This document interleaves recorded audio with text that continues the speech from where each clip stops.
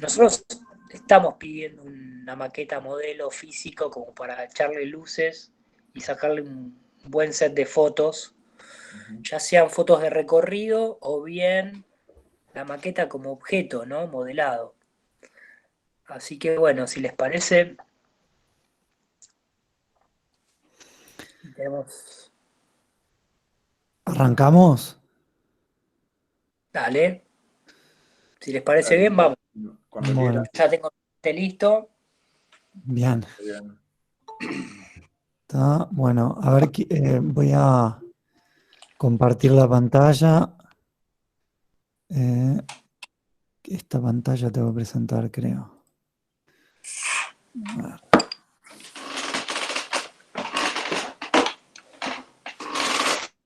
¿Se ve ahí la primera imagen? Sí, Nico, se ve bien. Bien. Sí, perfecto. Bueno, esta teórica la vamos a dedicar a la herramienta objetual en morfología general.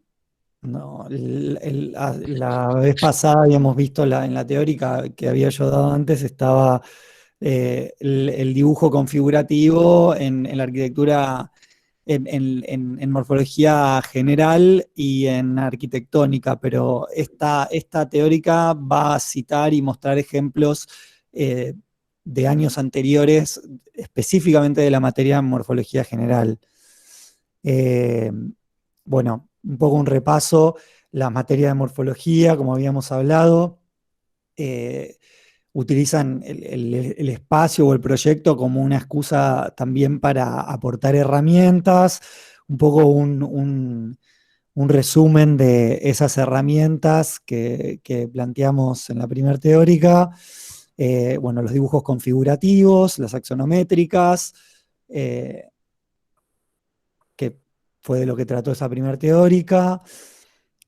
Bueno, después la herramienta objetual, que es la que vamos a ver ahora, maquetas y el proyecto dispuesto como si fuera un objeto que podemos tener en nuestras manos. Bueno, después la teórica de dibujos organizativos, Monge, plantas, cortes, vistas, que permiten una visión ideal del proyecto y estudiar las geometrías subyacentes.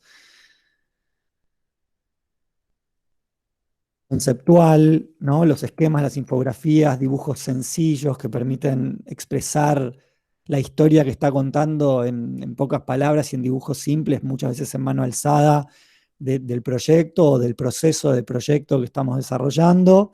Perceptual, la teórica que dio Pancho, de los croquis, perspectivas, con un punto, dos puntos de fuga, abuelo de pájaro, peatonales, con la incorporación de lo sensorial, del sujeto dentro del espacio.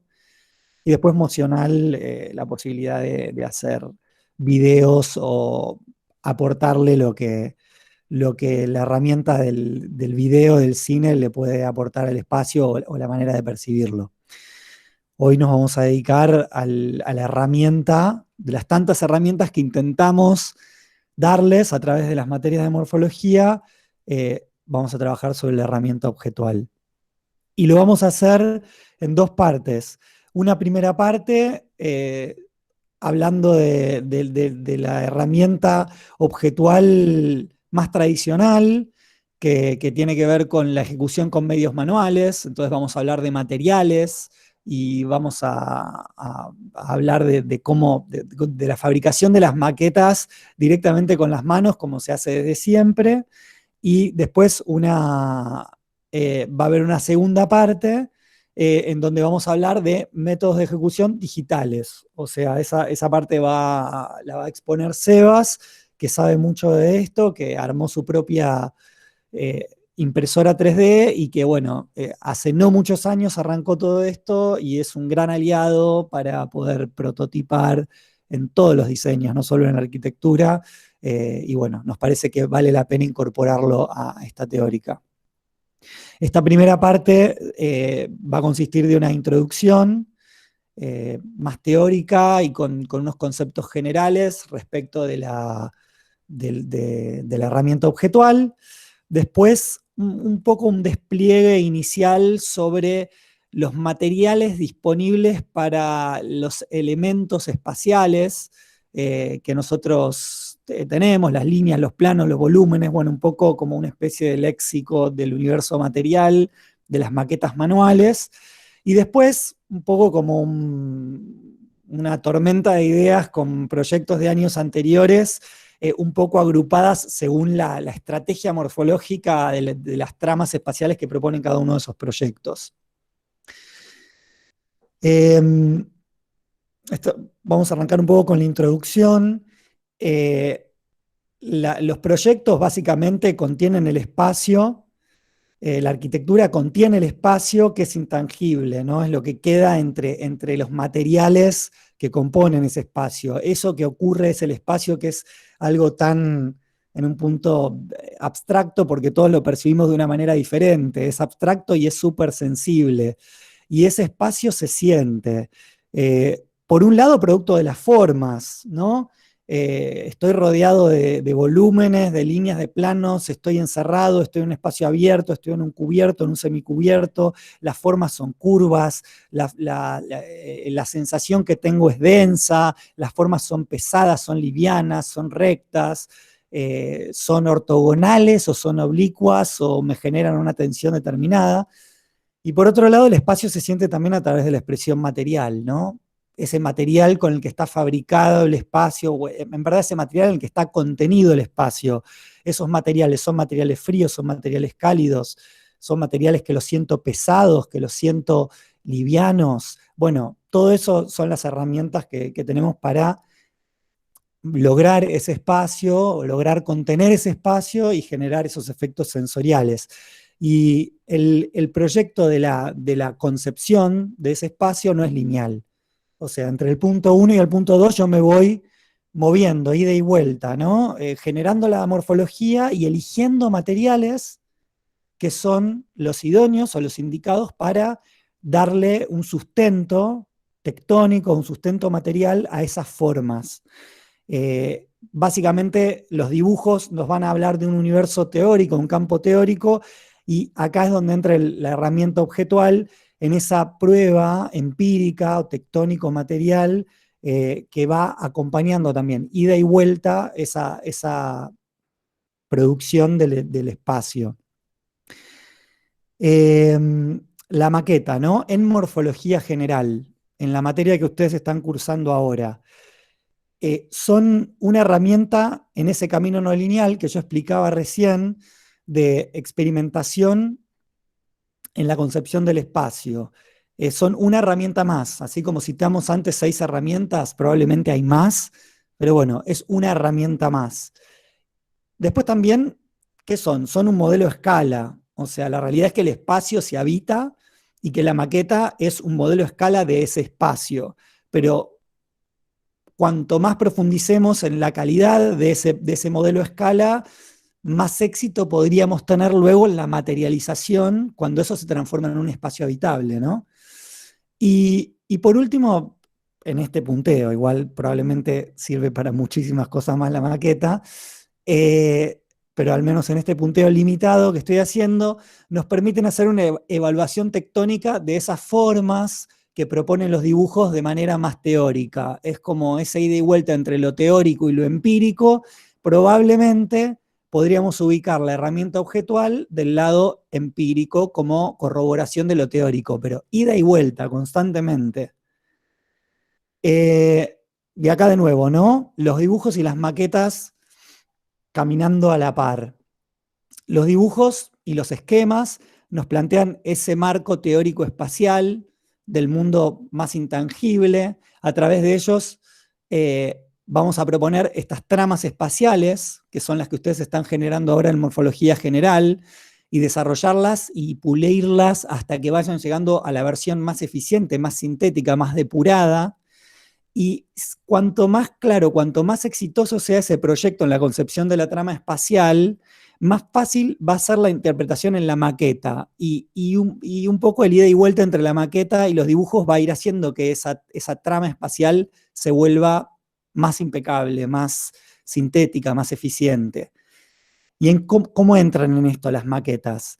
Son esta herramienta que acompaña la investigación espacial, pero traduciendo ese espacio teórico de los dibujos en formato material, digamos, a través de las tecnologías materiales disponibles. Ahí ya hay algo que se restringe, porque yo empiezo a imaginar un espacio y puedo imaginar lo que quiera. Ahora, ese espacio después lo voy a tener que empezar a sustentar en la herramienta objetual, en la maqueta, con las tecnologías disponibles. Ahí ya tengo una limitación. Entonces es muy importante que esa ida y vuelta se empiece a dar cuanto antes, porque si yo vengo desarrollando en el campo teórico formas maravillosas y todo, pero después no le puedo dar un sustento material, es muy importante que eso lo sepa desde un principio. Entonces voy puliendo ese camino de experimentación. Y bueno, básicamente la maqueta es eso, es una prueba tectónica, táctil, con la cual puedo ver el proyecto como un objeto experimental. Entonces, el desarrollo de las maquetas tiene que ir 100% en paralelo con la experimentación teórica de los dibujos. Es un ida y vuelta constante. Hay una aclaración que está bueno hacerla un poco en función de cómo vienen los trabajos, de lo que pasó en el primer cuatrimestre, y aclararlo teniendo en cuenta que todavía tenemos unas cuantas clases. Es que las herramientas, acá estoy mostrando dos dibujos de dos verticalidades propuestas por estudiantes de la comisión de Paula y mía, de proyectos con mucho potencial y bien representados, o sea, que tienen un buen punto de partida, todavía un poco a nivel esquemático, pero hay un tema, tal vez un poco acrecentado por la pandemia y por la virtualidad. Las herramientas virtuales son buenísimas, me refiero al SketchUp, al 3D Max, a lo que sea, o sea, son herramientas de representación virtual que son muy buenas para transmitir efectos sensibles, o sea, todo lo que hablamos de los dibujos perceptuales, pero la pregunta también es saber cuáles son sus limitaciones. Entonces, nosotros les hablamos de herramientas, y nosotros queremos que se lleven la mayor cantidad de herramientas posibles para después aplicarlas en la carrera y después cuando se reciban también. Pero tienen que saber cuáles son las limitaciones de esas herramientas, porque si se quedan horas y horas y horas y días y meses en una herramienta sin recurrir a las otras, su proyecto va a ser defectuoso, va a ser incompleto y en algún momento se van a chocar contra una pared. Entonces, el SketchUp, el 3D Max, ¿para qué me sirve? ¿Y para qué no me sirve? ¿No? Claramente me sirve para moverme un poco en el mundo de lo teórico, en el mundo de lo sensible, para plantear ideas, pero no me sirve para hacer una prueba tectónica del proyecto. Yo puedo estar durante meses experimentando formas maravillosas y después quiero hacer una maqueta y se me cae, no se sostiene, o no encuentro un material con el cual materializarla. Entonces, mis ideas teóricas expresadas en esquemas, dibujos, necesitan ser acompañadas en paralelo con la experimentación táctil y empírica de la maqueta. Bueno, es un poco como algo que ya lo repetí muchas veces, pero quiero dejarlo claro. Ahora vamos a hablar ya de los materiales, entrando a la segunda parte, tratando de describirlos un poco en lo que son las entidades morfológicas más sintéticas, ¿no? Las líneas, los planos, los volúmenes y las hibridaciones, ¿no? En base un poco a eso, ustedes están armando sus tramas espaciales, en este caso verticales. Y ahora vamos a ver una secuencia de imágenes, de proyectos, de experimentaciones espaciales de compañeros de ustedes de los últimos años, dividiéndolas un poco en base a esas entidades espaciales, ¿no? Líneas y sus posibilidades. Hablando de la tecnología material para realizar la herramienta objetual, la maqueta. Enseguida que pensamos en líneas, pensamos en varillas. No todas las varillas son iguales. Algunas varillas se pueden flexar por producto de su sección. Otras varillas no. Se puede generar un espacio como este.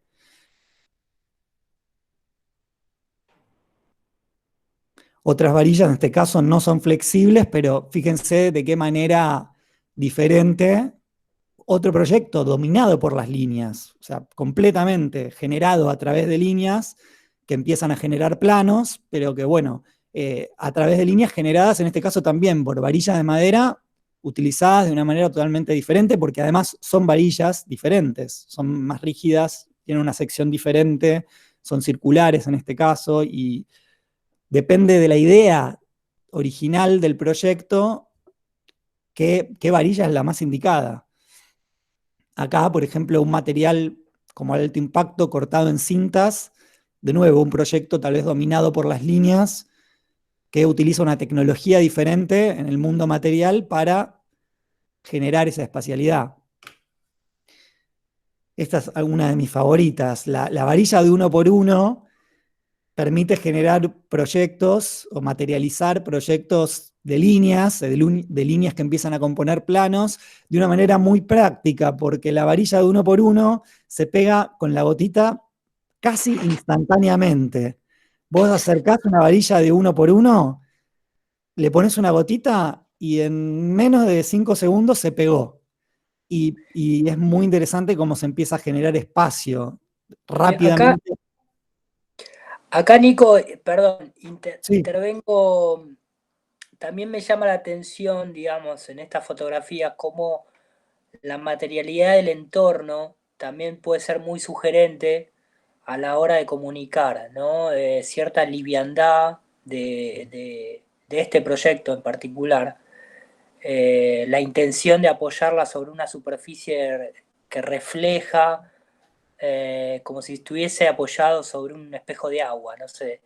Eso sí, eh, y después vos lo ves en el proyecto que hay como unas superficies de apoyo también transparentes y hay como un juego, hay una dialéctica entre lo denso y lo fluido, digamos, como una situación poética, ¿no? Desde lo material. No solo es el material de la maqueta, sino cómo rodeo esa maqueta de abstracción, ¿no? En este caso un totalmente. fondo blanco con un apoyo más traslúcido, transparente y hay como un juego. Eso me parece que genera como una profundidad en el mensaje, ¿no? Como algo más enigmático.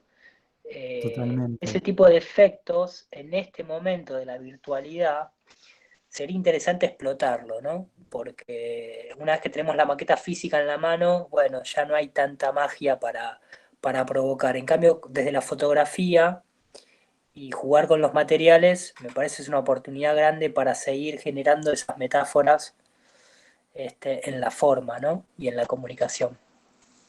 Sí, totalmente. Es muy interesante cómo lo están mostrando este proyecto. Sí. Bueno, seguimos con líneas, líneas que se empiezan a mezclar con volúmenes, pero en este caso líneas generadas con papel, con elementos que son más débiles, pero que no están en este caso. En este caso las líneas están generando un sostén tectónico, digamos, están asociadas al sostén. Acá no, acá son como una piel. Esto no se está sosteniendo producto de esas líneas perimetrales. Sin embargo, es un proyecto que también tiene una gran preponderancia de líneas. Proyectos como también varillas.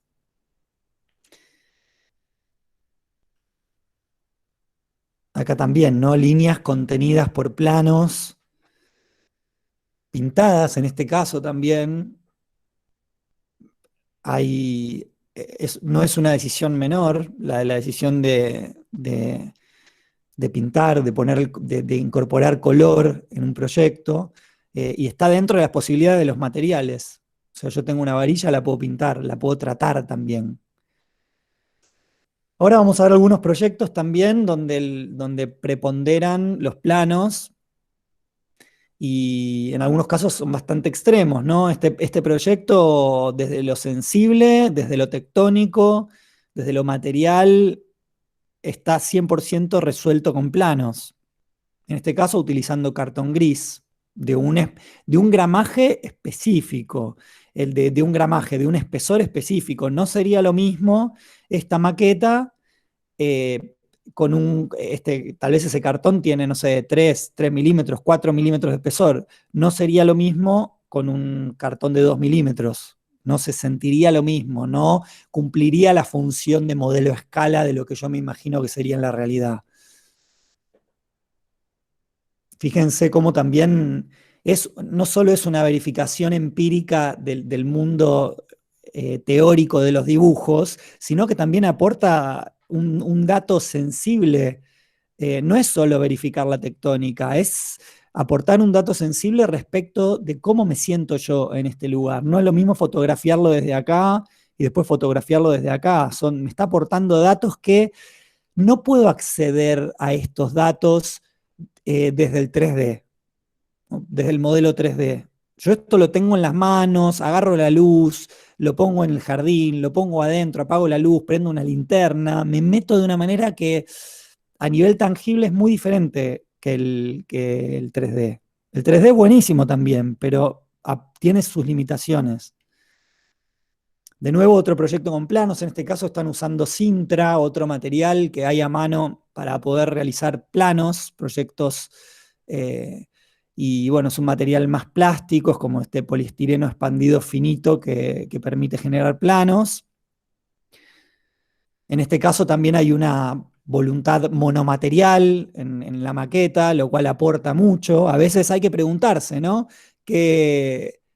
Si están sobrando materiales en la maqueta en función del proyecto que se está realizando. Pero eso no sucede al final. Digo, bueno, hice todo un proyecto y al final hago la maqueta. No, esa maqueta se va depurando, esa forma de representación a medida que van avanzando con el proyecto. También acá otro proyecto de planos, en este caso hecho con foam board, otro material con sus ventajas y sus desventajas, en algunos casos revestido para generar unos reflejos. Esta es súper interesante también, otro proyecto donde priman los planos, con unas características espaciales muy diferentes y hecho con madera como si fuera un multilaminado súper fino, que bueno, a nivel tectónico también aporta otra información. Esta maqueta pesa diferente que la maqueta que veíamos recién de Foamboard. Esta también, fibrofácil de un espesor muy importante, bueno, habría que ver qué material se está imaginando esta persona que genera esta trama espacial, este proyecto de morfología general en la fabricación uno en uno, ¿no? Pero sin duda que ya estar fabricándolo con estos materiales, de estos espesores, nos está dando una idea de una arquitectura muraria que tiene placas horizontales y verticales que se van superponiendo y que se van apoyando unas en otras. Esta verificación tectónica solo es posible con la maqueta. Bueno, súper experimental, planos transparentes, planos reflejantes. Tal vez queda un poco en el mundo de lo esquemático y daría para profundizarlo un poco más, pero como sugerencia es interesante. Esto un poco también. Acá empieza a aparecer un poco el tema de los volúmenes, ¿no? Volúmenes flotantes.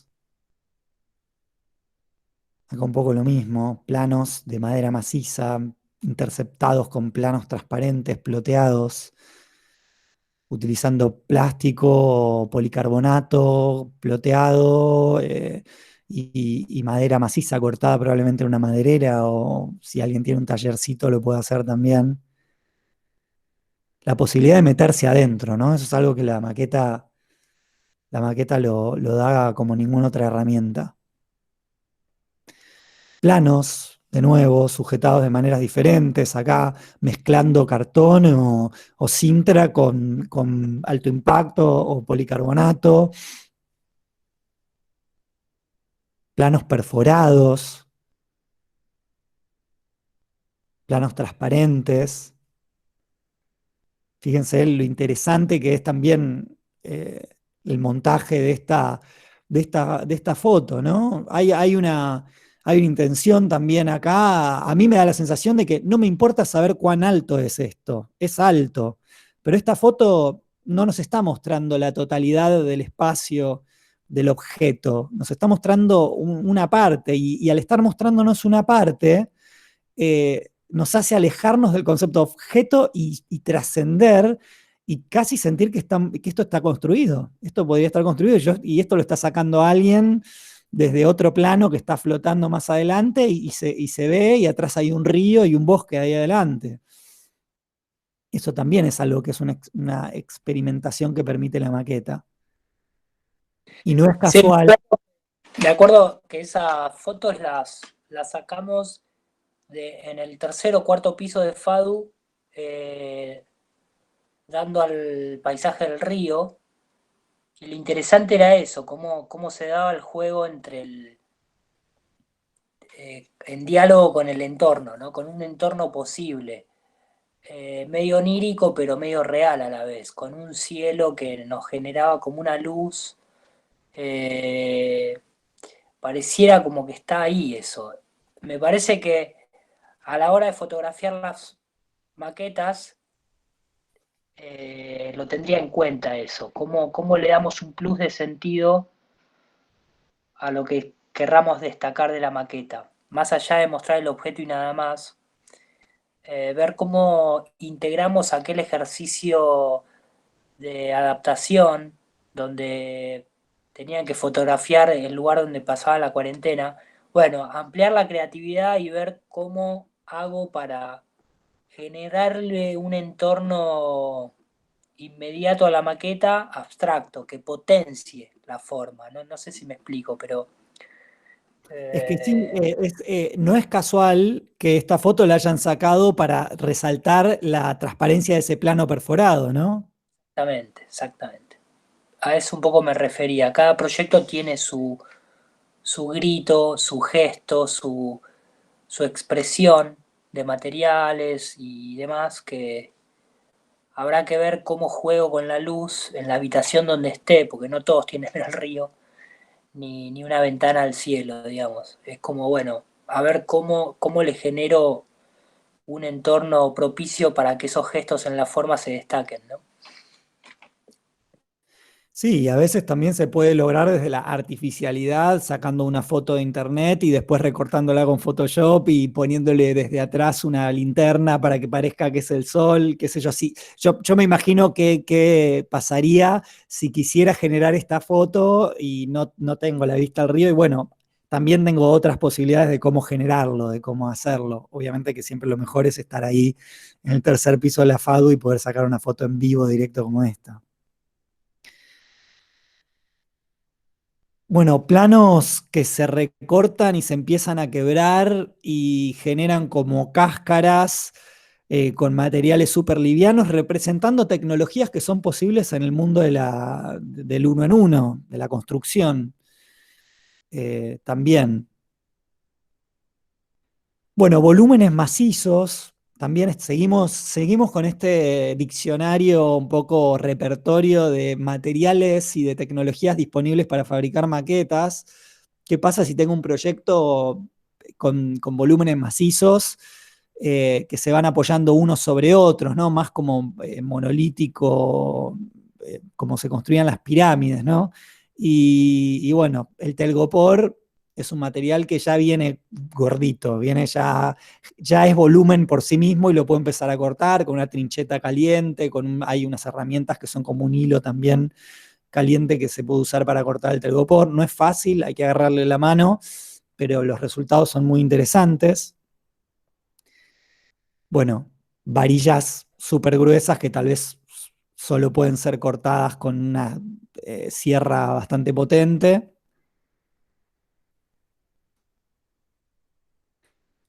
Después, superposición de capas. La posibilidad de superponer capas, en este caso cartón corrugado, para lograr masa y dar la sensación de que es una masa horadada el proyecto, donde en verdad prima la masa y el silencio o el vacío entre la masa, ese espacio que queda en el medio y que es lo que uno habita. La posibilidad de superponer capas es una muy buena herramienta también.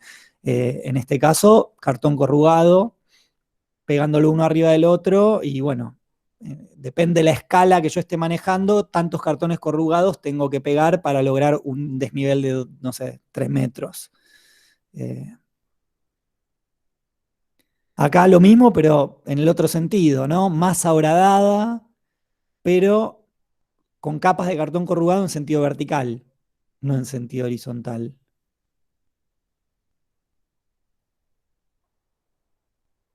Acá ya es como un paisaje del Valle de la Luna, muy interesante, donde también la tectónica acá me está hablando de un material casi esculpido, como si fuera una escultura de mármol, y bueno, de nuevo, esto se puede lograr a través de la superposición de capas, en este caso de cartón. Un cartón más finito, hacen falta más capas, pero el resultado es diferente, la sutileza de los desniveles es mayor. Me acuerdo que en la producción de ese set de fotografías era una instancia anual donde mostrábamos, iban a ir al anuario. Entonces le pedimos a la gente de cine, de imagen y sonido, que nos presten unos tachos de luz, unos par mil, que los pusimos iluminando un poco las maquetas con dos y jugamos con filminas de colores. Eh, y por detrás estaba la ventana, el vidrio que daba al río, ¿no? O en este caso al cielo. Esas luces, esos reflejos redondos que se ven atrás, son esas luces que habíamos puesto. Ah, muy bueno. Y en este caso daba la sensación como de una luna, no sé, como de un astro ahí, allá atrás con un sol, como un efecto medio cinematográfico, que también te da esa posibilidad, ¿no? La fotografía y la maqueta física te da esa posibilidad de jugar con las luces, con colores, con filtros que generen como un juego entre luz cálida y el material, no, luz fría y el material cálido. En fin, ahí hay como un contraste también de un material como el cartón o las varillas que son más bien cálidos con ese cielo más frío, ¿no? O sea, eso es muy de cine, mezclar temperaturas, ¿no? De iluminación. Eso hace a resaltar una textura, una materialidad, en fin, una densidad. Eso lo intencionamos y la verdad que quedamos súper satisfechos con el resultado. Uy, perdón. Sí, está buenísimo y también agrego a lo que estás diciendo, Pancho, que el ángulo desde el cual está tomado la foto hace que si pasa desapercibido, te parece que esto puede ser un uno en uno. No está, esta maqueta no está mostrada como si fuera un objeto ya, sino que está mostrada como si fuera un paisaje en el cual uno podría estar caminando por un desierto y de golpe encontrarse con esto. Sí, No es- tal cual. Eso también lo metimos como variable. Buscar una línea de horizonte, esto lo podemos un poco unir con el método de la perspectiva, ¿no? En este caso, la línea horizonte es más bien rasante, es más bien peatonal, ¿no? Como, eh, digamos, recreando la perspectiva desde un transeúnte que viene caminando por el nivel cero y se encuentra con este objeto. Entonces, a la altura en donde poníamos el ojo de la cámara, nos iba como a definir un poco esa perspectiva rasante, peatonal o aérea. Lo cual eso es interesante también para jugar en esta instancia de verticalidad. tal cual. Eh, bueno, masa horadada lograda a través de la superposición de capas, en este caso, corte láser, una de las herramientas digitales de los últimos, no sé, 20 años será, que tenemos a mano para. Hay que armar los archivos, ¿no? Para hacer algo así, pero bueno, utilizando un archivo, el AutoCAD y generando múltiples capas y entendiendo la topografía que hay que generar para esto, se pueden generar múltiples cortes ultra exactos y después pegándolos uno arriba del otro generar esta lógica de masa horadada. Ese borde quemado es característico del corte 3D. De hecho, se ve ahí el quemadito de los laterales. Incluso acá, bueno, como en muchas otras maquetas, los sujetos están también hechos con fibrofácil con corte 3D. superposición de capas, hablando de paisajes lunares, superposición de capas de Tergopor, donde además acá hay algo muy interesante. Acá las capas están voluntariamente separadas unas de otras, es como si estuvieran flotando una arriba de la otra. Acá no están pegadas, hay piezas en el medio que están generando un aire entre una y otra. Fíjense, si encaran el tema de la maqueta desde un principio, cuán sutil puede llegar a ser el ajuste de la punta del lápiz, la sintonía muy, muy fina que pueden hacer sobre el tratamiento de la forma y el material. Acá no solo llegar a algo como esto, no solo es haber masterizado la idea del proyecto, sino también haber masterizado el material que utilizaron para representarlo de manera objetual. Y uno ya puede lograr todo esto que es impresionante. Y acá también, ¿no? Volúmenes logrados a través de superposición de capas. Fíjense qué diferente que es ver la maqueta de esta manera a diferencia de verla de esta manera. Yo lo veo bastante diferente. O sea, acá la estoy viendo más como un objeto, que está buenísimo, pero podría ser casi hasta un objeto de diseño industrial, mientras que la otra tiene una perspectiva mucho más espacial. De todas maneras, me parece muy interesante la síntesis. Fíjense la síntesis teórica desde los dibujos y desde el proceso proyectual al que hay que llegar para poder llegar a un proyecto como este, que solamente utilizando planos que se encastran unos entre otros resuelve la espacialidad, la tectónica y la ascendencia, porque los planos estos permiten ir ascendiendo. La verdad, es muy interesante lo que se puede lograr solo utilizando planos que terminan conformando volúmenes a partir de la superposición. Este es un trabajo del año pasado, no está tan bien fotografiado, pero bueno, es interesante mostrarlo porque esto está hecho con la tecnología de la que va a hablar Sebas en un rato, muy apasionante, que es la de la impresión 3D, y después está terminada con una especie de aerosol que le da como una continuidad y le tapa esas microcapas que genera la impresión 3D. Esta es una maqueta súper liviana, hecha con esa tecnología, y bueno, quédensela un poco en la retina, esta posibilidad, porque bueno, cuando Sebas ahora explique las posibilidades de la impresión 3D y la lógica de la impresión 3D, bueno, pueden lograr algo tan sofisticado y desarrollar una idea espacial tan interesante como esta. Bueno, y por último, volúmenes armados por planos. Yo también no solo voy a lograr volúmenes en una maqueta superponiendo capas de cartón corrugado, de telgopor, de polifán, ¿cómo se llama?, de foam board, sino que también voy a lograr volúmenes generando pliegues en planos determinados. Entonces, ¿este proyecto es un proyecto de planos o es un proyecto de volúmenes? Bueno, es un poco y un poco. Acá un poco lo mismo. Son planos que se transforman en volúmenes, porque empiezan a tomar una forma que a través de sus pliegues se van hibridando. Lo mismo acá, ya utilizando un poco materiales de los que ya estuvimos hablando, cartón gris, varillas. Y después el volumen como transparencia. También está esa posibilidad, ¿no? Este proyecto de puros volúmenes, cubos que se sostienen entre sí solidariamente, incluso generando las ascendencias.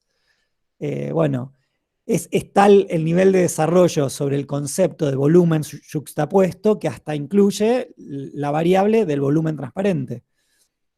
Y enriquece un montón la experimentación. Claramente es un proyecto súper experimental donde se barre toda una gama de posibilidades sobre el volumen cúbico.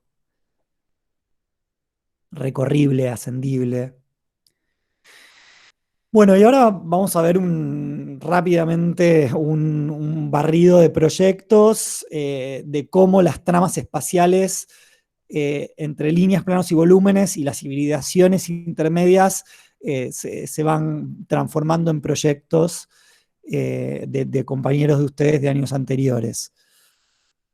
Vamos a empezar con entramados de líneas, entramados de planos, masa horadada, masa yuxtapuesta y todo tipo de hibridaciones. Esto es igual una generalización, esto es como una advertencia. No necesariamente todo esto es literal. Esto tiene una carga subjetiva y probablemente tiene límites borrosos y es desarrollable para un lado o para otro. Es simplemente a modo de tormenta de ideas para que ustedes también puedan tal vez imaginar o sumarle al desarrollo que tienen en su cabeza, en su imaginación, bueno, abrirlo, disparar para distintos lugares, imaginar materializaciones. Bueno, esto ya un poco lo vimos, ¿no? Líneas, proyectos que apuntan a desarrollarse 100% como líneas, como protagonistas.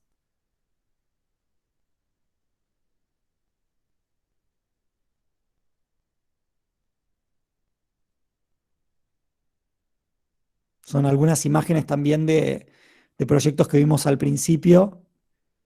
Acá también, ¿no? Líneas en todo sentido. Acá los alfileres son líneas, los hilos son líneas, la topografía que está abajo son líneas.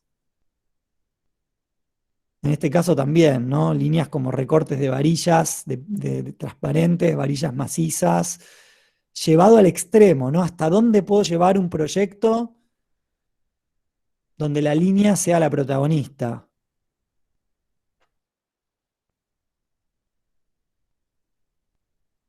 Un poco más de líneas. Este ya lo vimos.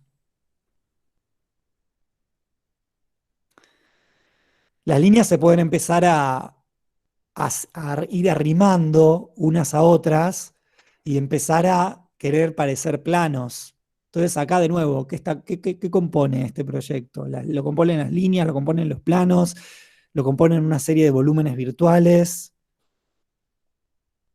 Acá lo mismo, ¿no? Las líneas que se empiezan a pegar unas con otras se transforman en planos.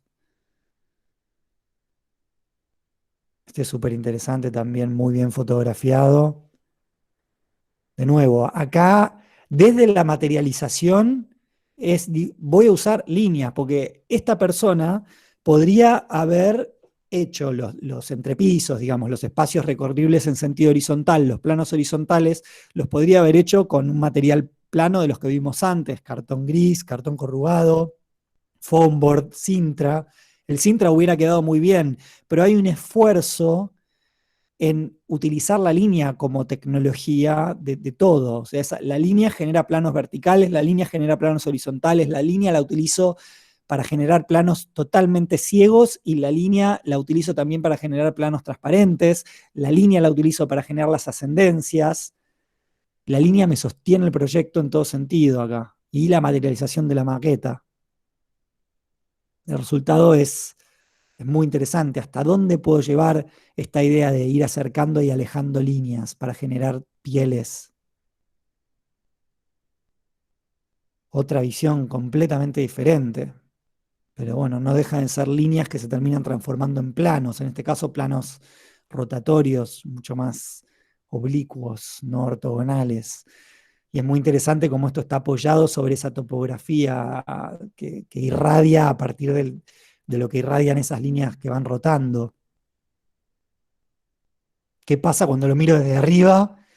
¿Qué pasa cuando me meto como un peatón, como un sujeto que lo está recorriendo? Cómo esta lógica de utilizar las líneas me resuelve las ascendencias también. Planos. ¿Qué pasa si quiero llevar un proyecto en el cual el plano sea 100% protagonista de la trama espacial? Ya de esto un poco hablamos, un poco más de ideas, de sensaciones.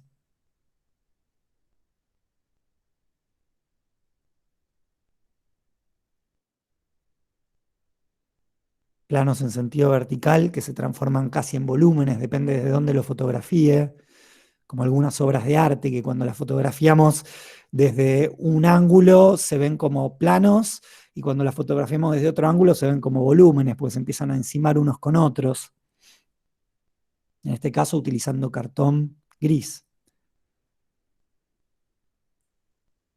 De nuevo, planos que sostienen planos, o planos que recorren planos y planos que van rodeando otros planos, ¿no? Planos verticales y planos horizontales. Acá está muy marcado en un proyecto que sostiene con planos, pero que hay una clara diferenciación entre el plano vertical, pintado de un color, y el plano horizontal en cartón gris crudo, y cómo lo va rodeando como si fuera un árbol, cómo está resuelta la tectónica acá, ¿no? Como una serie de voladizos, de planos voladizos que abrazan un plano vertical muy contundente.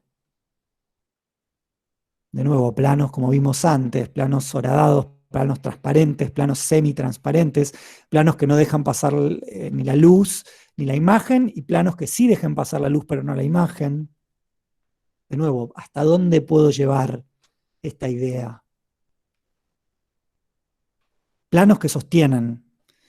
Acá no hay, acá parece, acá los planos están sosteniendo todo, no hay elementos lineales, es puro plano.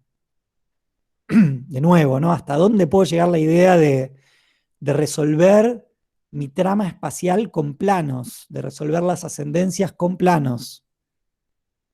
Y fíjense la sutileza acá, ¿no? Esto es una maqueta de entrega.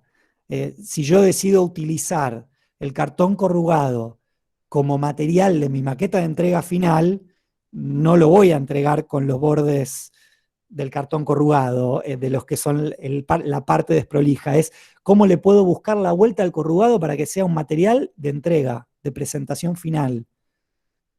Es un excelente material de experimentación, de maqueta de estudio, pero bueno, fíjense el esfuerzo que hizo esta persona forrándolo por fuera y cuán terminado que quedó esto como idea. Bueno, esto ya lo vimos, un poco, planos como protagonistas. Planos, bueno, hibridaciones, ¿no? Acá también, como pasamos de las líneas a los planos, podemos empezar a pasar de los planos a los volúmenes. Planos que se empiezan a replegar mucho unos sobre otros, que ya nos empiezan a dar duda de si pertenecen al mundo de los volúmenes, que están flotando a partir de planos, o de repente planos que se empiezan a armar de tal manera que se jerarquiza una única volumetría que contiene caras o pieles más complejas por dentro, pero acá está como reconstruido el perímetro, y eso nos da la sensación de un gran volumen que empieza a estar horadado. De nuevo, acá hay una reconstrucción de un volumen que empieza a estar horadado, y en la horadación ya no es una masa horadada, como vimos antes, sino que son una serie de planos que componen ese volumen y que empiezan a ser subtraídos. Empezamos a ver lo que está pasando adentro. De nuevo, ¿no? Esto que decíamos, volúmenes que están compuestos a través de planos plegados.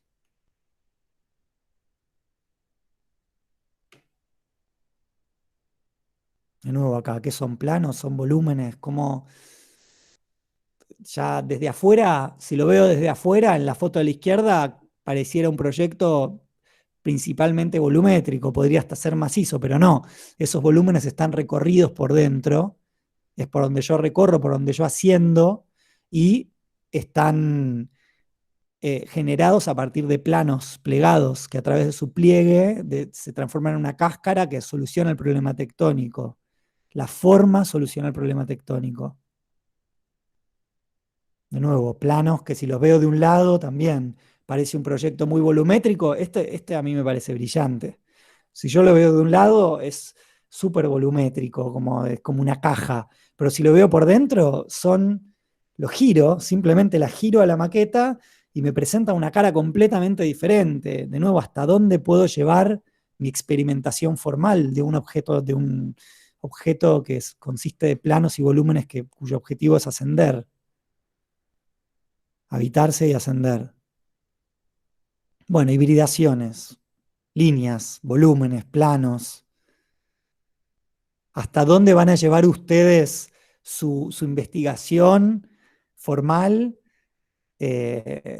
bueno, tiene que ver con cuánto tiempo tenemos, pero también cuánto tiempo se pongan a pensarlo. Fíjense las posibilidades, ojalá esto sirva también de punto de partida para que se entusiasmen, para que abran sus cabezas y abran las posibilidades de lo que están investigando, de lo que están planteando.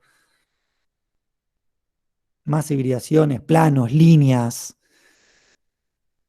y planos que terminan generando un volumen virtual. Y bueno, hibridaciones y más hibridaciones, más y más y más.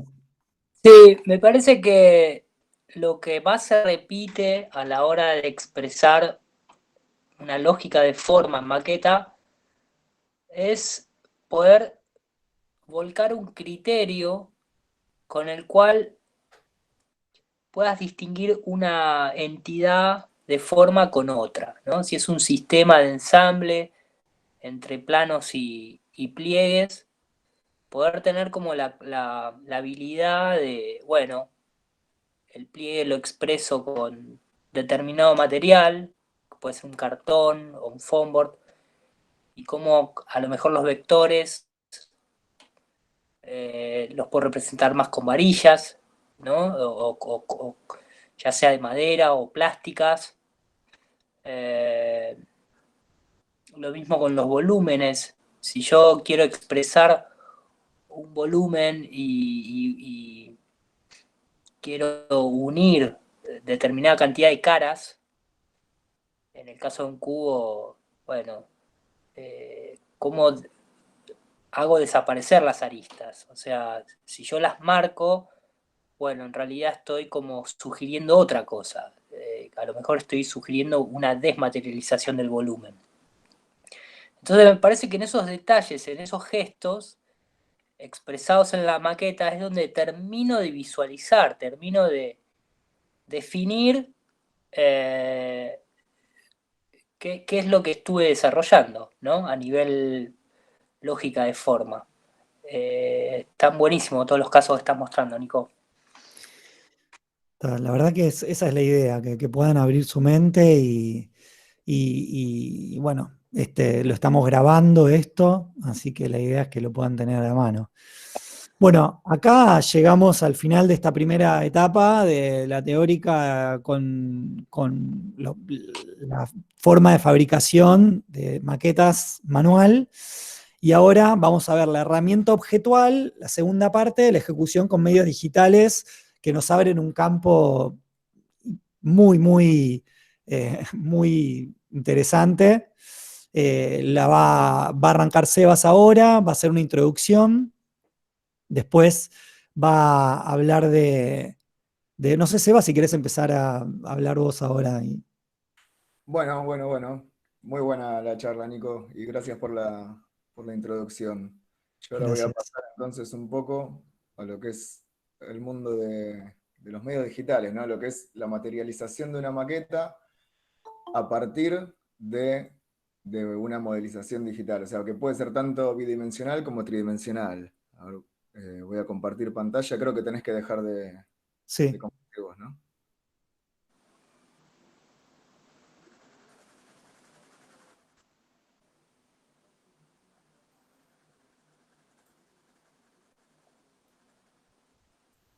¿Ahí lo están viendo? sí, Bueno, entonces como les decía, básicamente lo que trata esta parte de la charla es cómo generar una maqueta, cómo materializar una maqueta a partir de una modelización bidimensional o tridimensional, ¿sí? Entonces, a lo largo de esta charla van a ver que voy a presentar distintas tecnologías que quedan encuadradas en lo que se conoce como CNC, se conoce como impresión 3D. Voy a dar un pantallazo general de distintas tecnologías, algunas muy complejas y no tan usadas en maqueta, pero bueno, después principalmente enfocar a aquellas tecnologías que también son más accesibles, ¿no? Tampoco la idea es presentarles algo que después o sea muy costoso o sea directamente complejo conseguir quien lo haga, ¿no? Quien lo realice. Entonces, ¿qué significa CNC? significa control numérico computarizado. Entonces siempre se hace una diferenciación entre lo que es CNC y lo que es impresión 3D. Pero realmente si uno se basa en el significado, en realidad las dos tecnologías son prácticamente la misma, o sea, en definitiva funcionan de la misma manera. Nosotros tradicionalmente tenemos herramientas, ¿sí?, que se pueden trabajar en forma completamente manual, o ya en una segunda instancia de sistematización, existen, ¿no?, máquinas en las que esa herramienta, bueno, se conduce con volantes, con palancas, pero son sistemas que de todos modos se manejan manualmente. ¿Cuál es el paso siguiente de esto? Bueno, lo que se logró con este sistema es generar una máquina que esa herramienta la mueve a lo largo de los ejes, en este caso X, Y y Z, ¿sí?, a través, ¿no?, del movimiento de distintos motores que por piezas mecánicas, ¿no?, transforman ese movimiento, en este caso, en movimientos lineales, ¿no? Entonces, básicamente es eso, ¿no?, lo que le da funcionamiento tanto a un CNC como a una impresora 3D. O sea, el código numérico computarizado lo que se basa, digamos, como central, es que uno ya no maneja esa herramienta manualmente, como decía antes, sino que uno prevé ese código que luego se le va a dar a la máquina, y ya la máquina de principio a fin va a realizar todo el procedimiento en forma completa sin nuestra interacción. O sea, nuestra interacción está concentrada en el momento previo. Una vez que ya le dimos la orden a la máquina, listo, nos desligamos. O sea, está completamente separada nuestra interacción de la máquina, mientras que antes estaba completamente vinculada, ¿no? Acá se da como en etapas. Primero genero todo el código de órdenes que le voy a dar a la máquina y después la máquina va a fabricar por su cuenta. A mí me interesa esta imagen que muestra a la izquierda una máquina de CNC, o lo que, bueno, lo que comúnmente se conoce como CNC, y a la derecha una impresora 3D, pero elegí estas dos máquinas porque son muy similares. Si uno las ve así a simple vista no se da mucho cuenta cuál es cuál, justamente para dar cuenta de esto, de que son tecnologías sumamente parecidas, y además que estas dos máquinas en particular forman parte de un movimiento que a mí me resulta interesantísimo, que se llama RepRap, R-E-P-R-A-P, que surgió en el 2005, y tiene como fin de algún modo, si se quiere, democratizar esta tecnología, que en algún momento era algo bastante inaccesible, y de golpe esta gente diseñó estas máquinas que se fabrican a partir de otras máquinas idénticas a estas. O sea, todas las piezas rojas que hay en el CNC y todas las piezas naranjas que hay en la impresora 3D están impresas con una impresora 3D de estas características. Y todas las piezas de madera del CNC y el marco, por ejemplo, de la impresora 3D está hecho en CNC, está cortado en CNC. Y además toda la parte electrónica que hace el cerebro de estas máquinas, al cual le damos estas órdenes que comentaba antes, bueno, también está hecho con electrónica de código abierto, mayormente se usa Arduino. Entonces, ¿cuál es entonces la verdadera, ¿no?, diferencia entre CNC e impresión 3D? Bueno, la verdadera diferencia es que el CNC es un método sustractivo. Yo ya parto de un sólido dado, que puede ser una placa de MDF, por ejemplo, ¿no? MDF es el fibrofácil, ¿no?, que Nico mostró algunos ejemplos de MDF mecanizado o cortado en láser.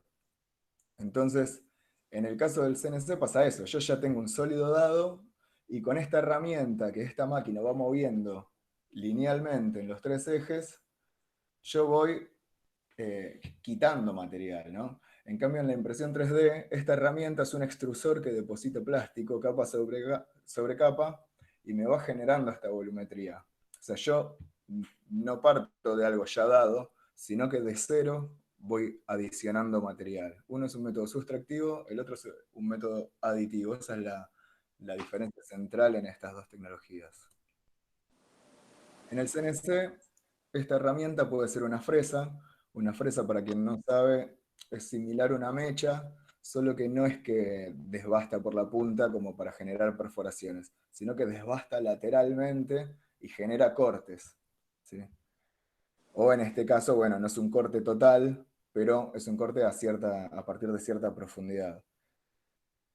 La misma máquina, pero cambiando la herramienta por un láser, bueno, es el CNC que genera corte láser, ¿no? Como mostraba Nico, esa maqueta de capas superpuestas, que quedan los bordes negros, eso es típico del corte láser, que va quemando esos bordes.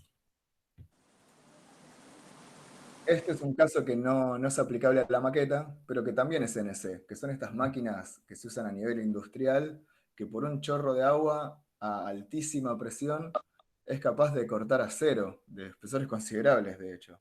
Pero me parece interesante mostrar esta imagen, por más que no tenga aplicación en las maquetas, y que además, como decía antes, es algo medio inaccesible, un tanto costoso, pero en realidad tiene relación, porque esto es una pieza que puede ser parte de una obra de arquitectura, ¿no? O sea, del mismo modo que uno elige el CNC para cortar un MDF porque considera que es la herramienta ideal para materializar esa pieza en una maqueta, bueno, quizás esa pieza remite a una pieza que en la realidad, ¿no?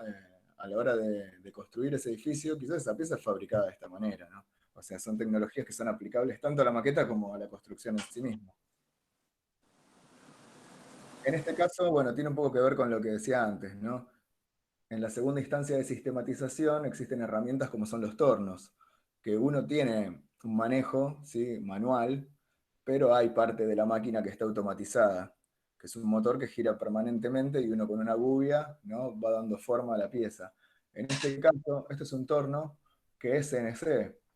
En este caso los ejes no son X, Y, Z, sino que sí tenemos el eje Z, sí tenemos esta fresa que se mueve verticalmente, también tenemos X, también esta fresa se mueve longitudinalmente para darle forma a esta pieza, pero el tercer eje no es lineal, sino que es un eje de rotación. Ahora, ¿qué es lo interesante de esto? Que ya no son motores continuos a altas revoluciones, sino que son motores paso a paso, totalmente regulables, con una sensibilidad muy grande, y que a su vez están coordinados entre sí, los dos, ¿no? O sea, todos los ejes y todas las acciones de la máquina están coordinadas entre sí, y eso permite generar piezas que de otra manera probablemente no se podrían fabricar, como son estas, por ejemplo. Con un torno convencional, fabricar esto no sé si es posible directamente, y si lo es sumamente complejo, pero con estas máquinas sí se puede lograr. Bueno, esto ya es un poco más extremo, pero es interesante que conozcan que existe. Esto también es CNC, pero ya no son ejes, o sea, ya es directamente un brazo que se mueve en el sentido que uno necesita, y eso permite mecanizar a partir de un sólido, mecanizarlo hasta generar estas volumetrías. Esto un poco para que entiendan cuál es la realidad de esta tecnología, porque a veces uno piensa que CNC es sinónimo de planos.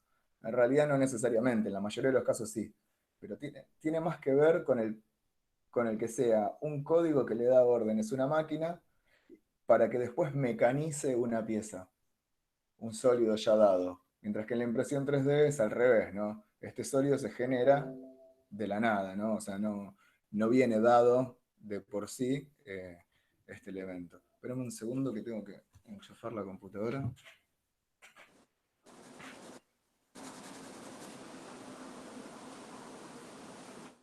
Ahí está.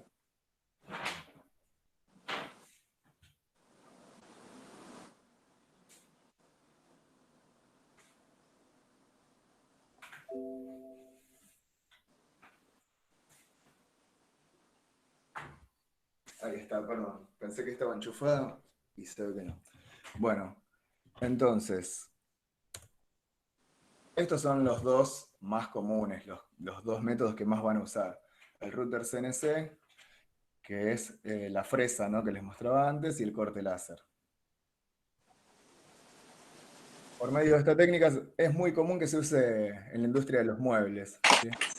Pero esta pieza es interesante, por más que sea un sillón, es totalmente aplicable a la arquitectura, porque imagínense, ¿no?, si esta curvatura exterior no fuese la misma que la curvatura interior, y uno pudiese generar, ¿no?, este concepto que venimos hablando hace tiempo, de lo que es la masa externa y la masa interna, y generar toda una espacialidad interna y toda una volumetría exterior que de a ratos se solapa y de a ratos se diferencia, ¿no? O sea, el generar una volumetría a partir de planos que van modificando su forma, generando como distintos cortes, ¿no? Bueno, también lo mismo por encastres, ¿no? No solamente por sucesión y por elementos intermedios que vinculen, sino que el mismo vínculo puede estar dado por encastres.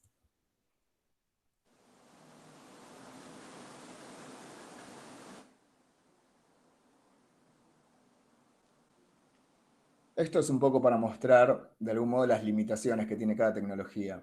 En el caso del CNC, del router CNC, uno está ligado a la sección circular de la fresa, ¿no? Si uno quisiera generar un ángulo recto puro, estaría obligado a pasar de largo y después volver a cruzar en el otro sentido. Si uno quiere aprovechar la pieza interna, pero también la pieza externa, bueno, les va a quedar este elemento curvo, porque eso nada, es una limitación de la tecnología. Después, bueno, más ejemplos de cómo generar volumetrías a partir de planos. Está un poco relacionado a lo que decía Nico, ¿no? O sea, uno puede generar planos y cortar ese plano con una determinada forma a partir del corte láser por medio de una máquina CNC, pero después esas piezas están encastradas y generan una determinada volumetría.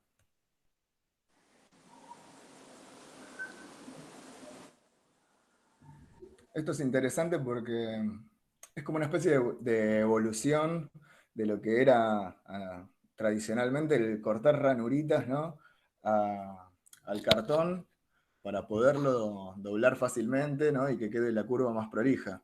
En este caso, por medio del corte láser, lo que se hace es generar ciertas ranuras específicas que permiten que un elemento rígido pueda ser flexado, ¿no? Tanto en MDF, bueno, esto parece ser otra placa, y también, en este caso, en acrílico.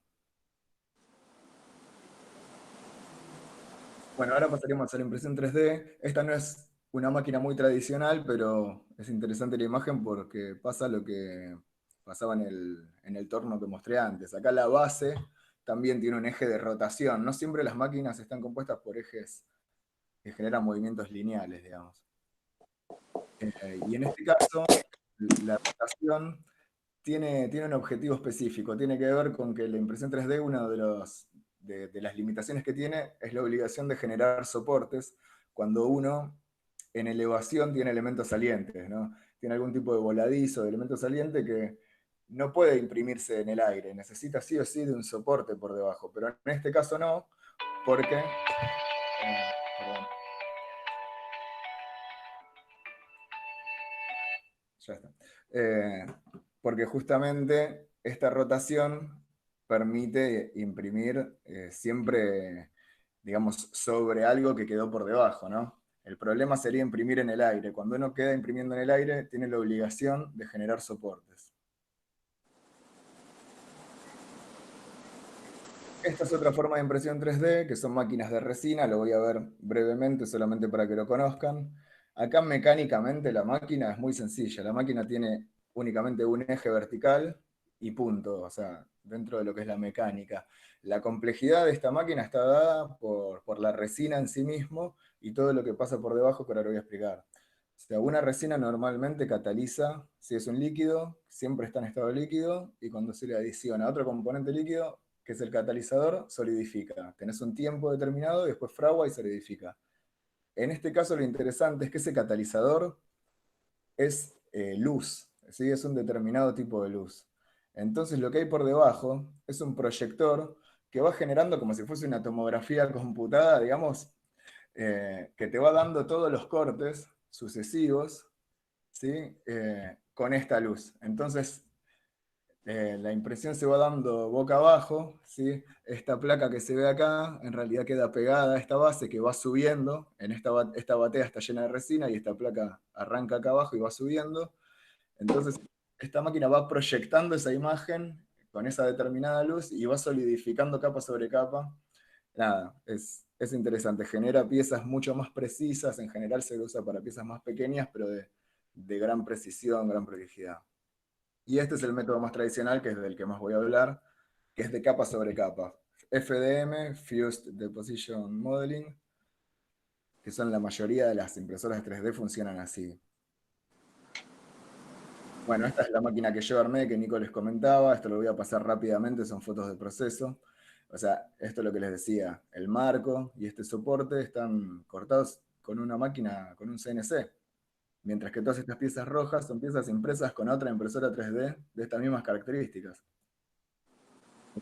Alemanes, rodamientos que son también lineales, varillas roscadas, varillas lisas, bueno, electrónica, el extrusor, etcétera, etcétera.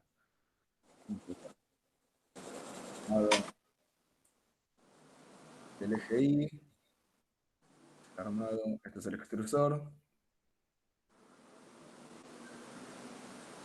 armado el eje X,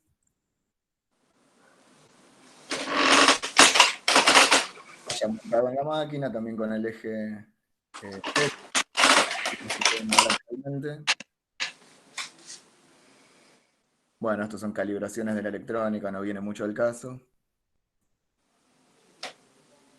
Esta es la primera prueba de extrusión. ¿Sí? Este pico se calienta y por dentro pasa un filamento plástico empujado por otro motor más, también comandado por estas órdenes que les comentaba. Entonces, este es el plástico que se va derritiendo y que después, cuando la máquina está operando, se mueve generando distintas capas, ¿no? Una sobre otra, solidificando este plástico derretido, solidificándose sobre la capa que está por debajo.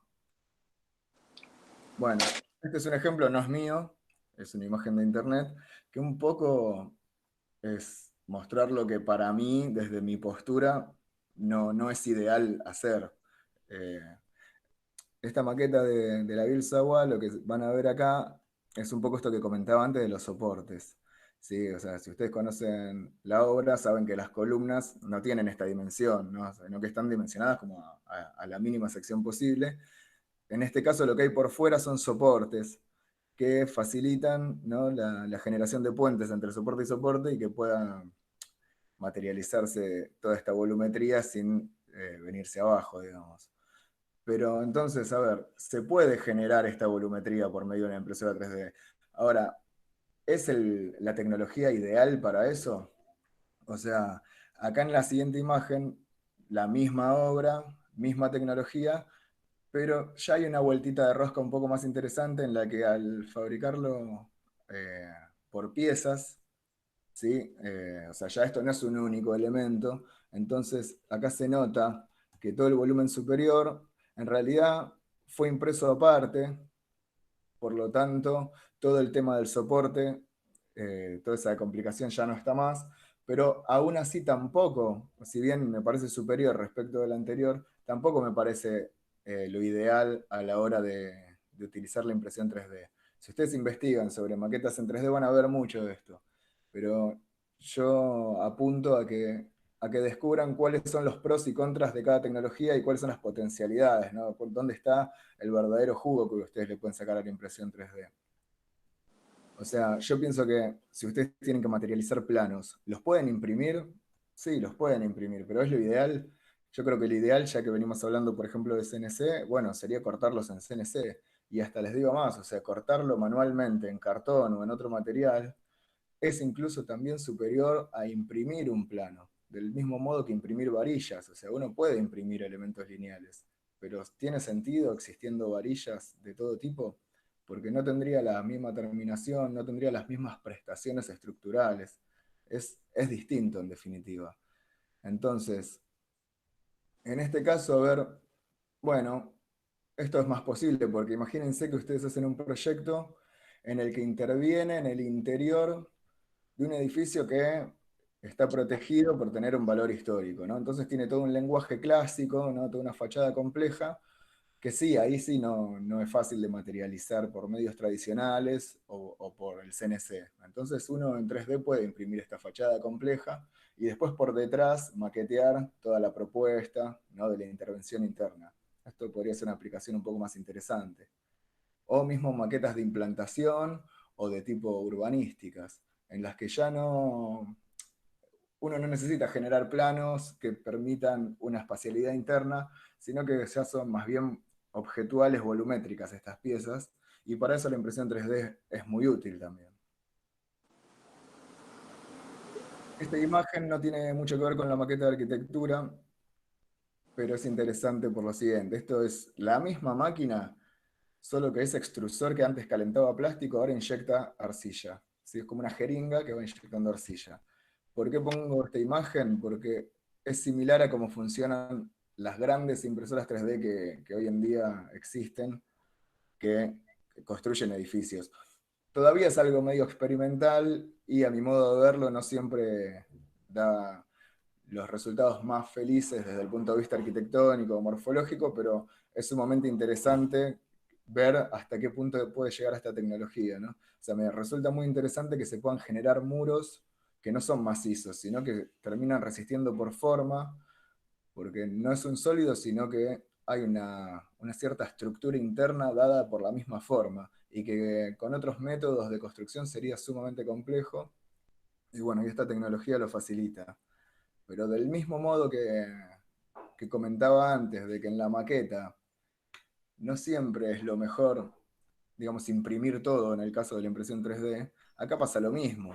O sea, esta tecnología te puede servir para generar estos muros curvos que pueden tener una determinada característica, pero después el plano de la cubierta no tiene sentido imprimirlo. La ventana no la voy a imprimir, no voy a imprimir el vidrio, aunque existen máquinas que funden vidrio y generan formas en vidrio. No tiene sentido, o sea, hay que ver hasta qué punto una tecnología es útil para generar una determinada pieza, pero no quizás para generar otra, ¿no? En este caso lo mismo, o sea, acá la columna es una columna metálica ya prefabricada, digamos, no es una pieza impresa. Sí, a eso me refiero también a la hora de materializar una maqueta. O sea, es interesante que ustedes puedan ver qué material tiene mejores prestaciones, qué material con qué tecnología tiene ciertas prestaciones que son las ideales para el elemento que están trabajando. Si es un elemento estructural, si es un elemento de cerramiento, bueno, o si es un elemento curvo, si es un elemento plano. Por ejemplo, este tipo de figuras de tipo geodésicas, ¿se pueden materializar íntegramente con una impresora 3D? Sí, de hecho hasta figuras más complejas, que son muchas de estas una dentro de otra, se pueden hacer como una única pieza de una única tirada, digamos. Esto no es que son distintas piezas después encastradas. Es un único archivo que de principio a fin la máquina fue armando todo esto. Se puede. Ahora, ¿es lo ideal? Yo creo que es mucho más interesante aprovechar la tecnología para diseñar piezas de encastre que de algún modo vinculen elementos lineales que ya existen tradicionalmente, que ya tienen muy buenas prestaciones en ese sentido, que hasta es mucho más rápida la ejecución, porque también es un método que toma tiempo, ¿no? La impresión 3D. Entonces, tiene mucho más sentido, desde mi punto de vista, el diseñar y fabricar la pieza de vínculo entre elementos lineales que toda la pieza en sí con el elemento lineal incluido. O piezas de este estilo que cumplirían la misma función, pero que a su vez tienen partes móviles. O en este caso para varillas de sección cuadrada.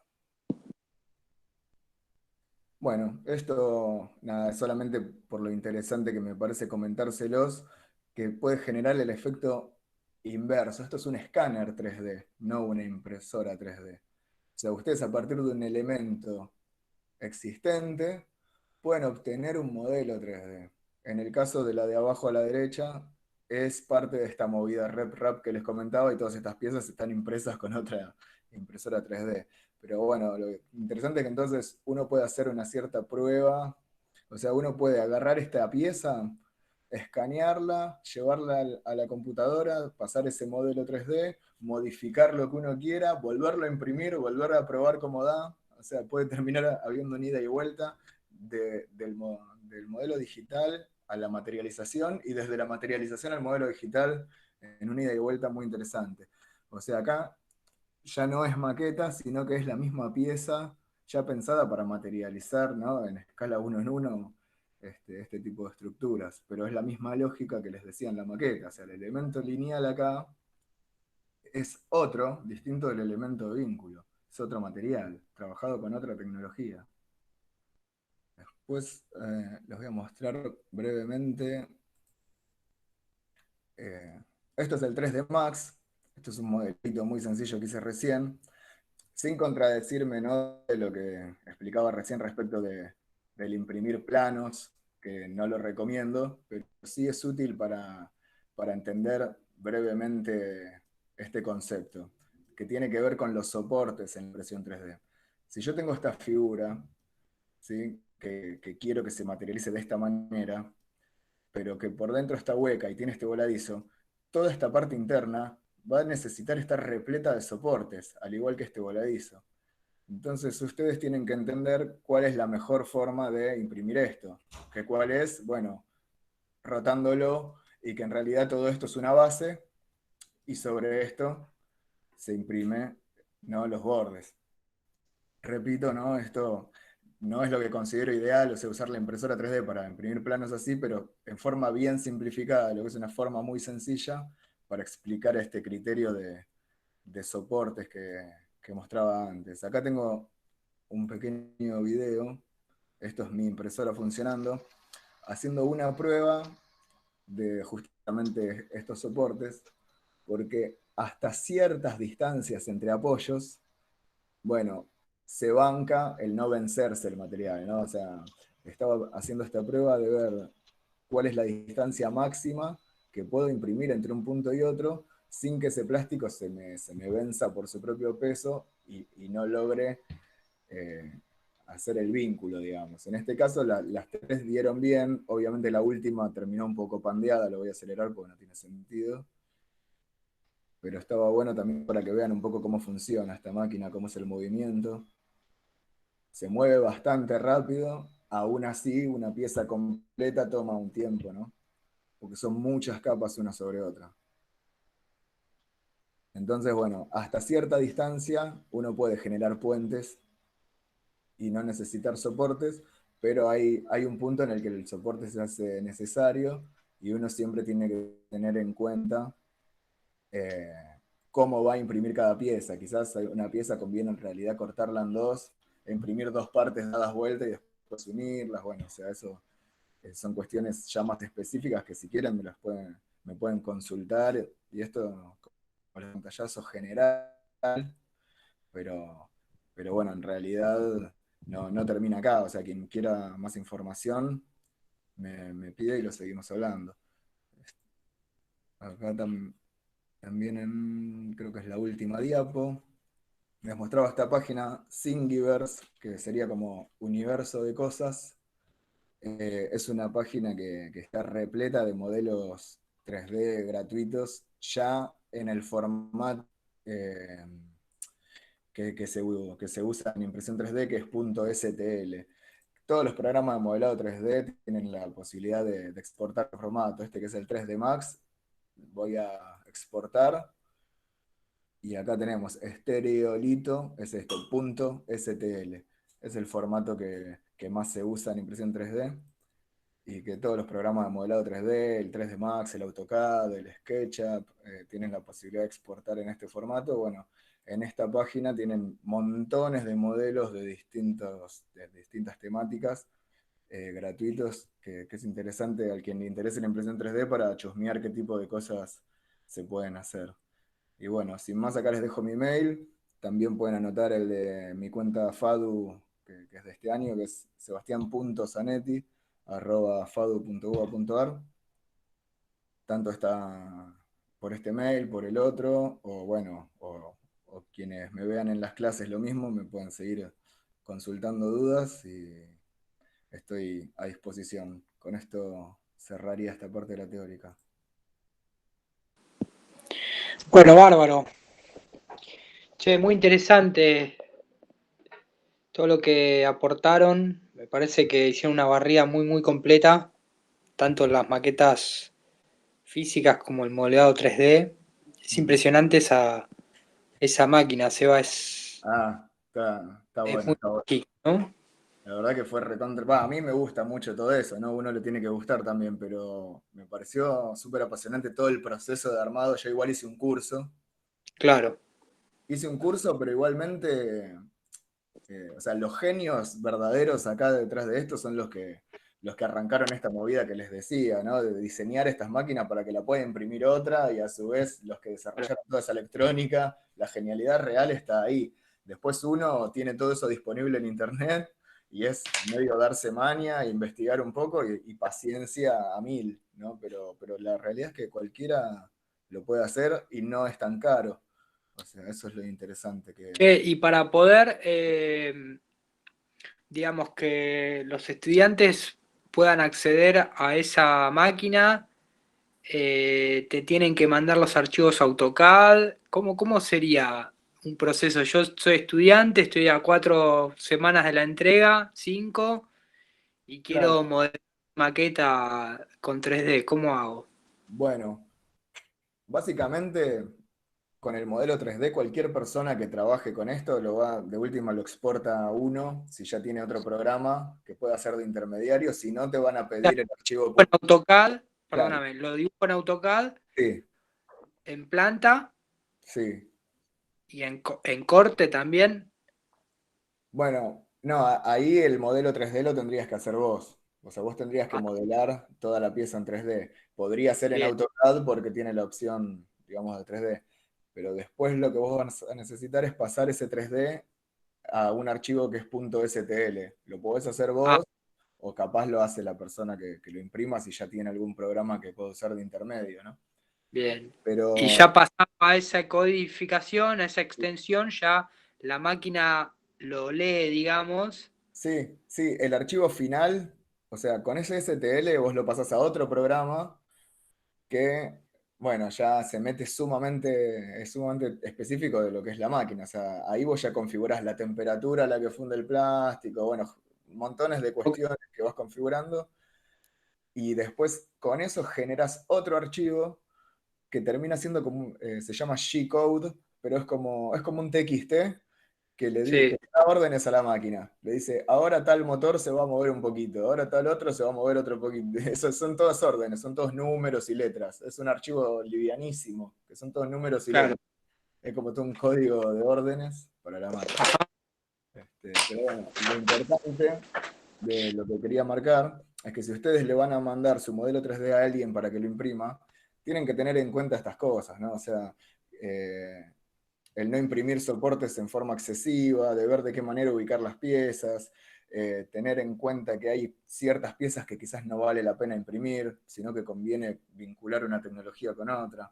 O sea, un poco apuntaba a eso, que tengan un pantallazo general y que no pretendan decir, bueno, como yo ya tengo un modelo 3D, listo, se lo mando a un tipo, me lo imprime y se acabó. O sea, no es tan sencillo. Puede pasar, pero no va a tener los mejores resultados. O sea, uno tiene que usar Ok. la herramienta como con todo, ¿no? O sea, lo mismo con los métodos tradicionales. Bueno, O sea, no vas a usar el cartón cortado en varillas para usar varilla, digamos. La varilla es varilla, el cartón es cartón. O sea, hay ciertos materiales que sirven más para una cosa que para otra. bueno, muy bien, bárbaro. Espectacular. Dejar los datos o el contacto para aquellos estudiantes de otras comisiones que no te tengan como contacto, bueno, compartirlo así el que tenga la inquietud de explorar, ya sea para esta materia o para otras, lo tienen en cuenta. Claro, sí, sí. Bueno, si les parece, sí, disculpame. No, eso, estoy tipeando el mail ahí en el chat Bueno, para que cualquier cosa me escriban.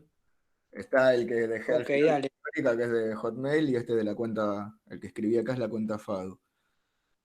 Cualquier duda. Bueno, perfecto, les propongo 10 minutos de recreo, nos tomamos un cafecito o algo y arrancamos cada uno en su comisión. Sin más, a corregir proyectos. Les agradezco muchísimo tanto a Nico Schnerson como a Seba Zanetti. La verdad, impecable las charlas y creo que va a servir un montón. Cualquier duda las cubrimos cada uno en las comisiones. ¿Les parece? Dale, gracias, Pancho. Bueno, Nosotros entonces, ahora les este era pasamos un rato, les vamos los a links pasar de el Meet. link nuevo de Meet. Muy Hola, bien, hola. pasamos los 3 Meet Ahí a por los Classroom. Muy bien, bueno, Listo. en 10 minutos nos vemos. nos vemos. Chau, chau. Chao, chao. Nico, yo mando el nuestro. Dale, Pau, buenísimo, gracias.